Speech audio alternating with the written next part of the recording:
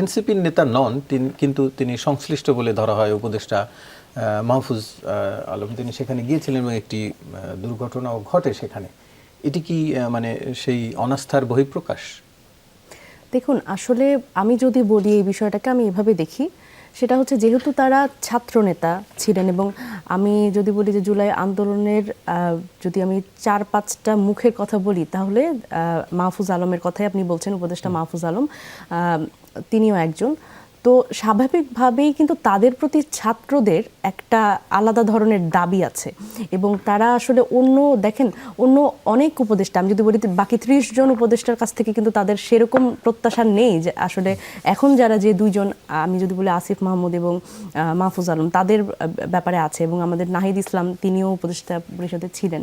সেই জায়গা থেকে ছাত্ররা অনেক বেশি কানেক্ট করতে পারেন এই উপদেষ্টাদের সাথে, এবং আর যেহেতু প্রত্যাশার অনেক বেশি, এবং অনেক ক্ষেত্রে দেখা যায় যে তাদের দপ্তর না হওয়ার পরেও কিন্তু তাদের আসলে বিভিন্ন জায়গায় কনফ্লিক্ট রেজুলেশনে বা বিভিন্ন জায়গায় পরিস্থিতি সামলানোর জন্য যেতে হয়।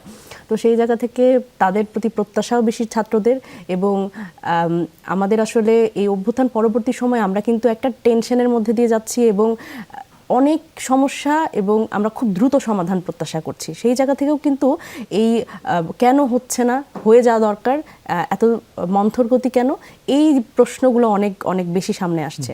তারপরেও আমি মনে করি যে এখানে আসলে ছাত্রদের আবেগ অনুভূতি এইটারই বহিঃপ্রকাশ ছিল, এবং আমার মনে হয় যে আমাদের উপদেষ্টা সাহেব সেই জায়গাটা বুঝেছেন নিশ্চয়ই। তো এটা আমি বলবো যে অতি প্রত্যাশার একটা প্রতিফলন।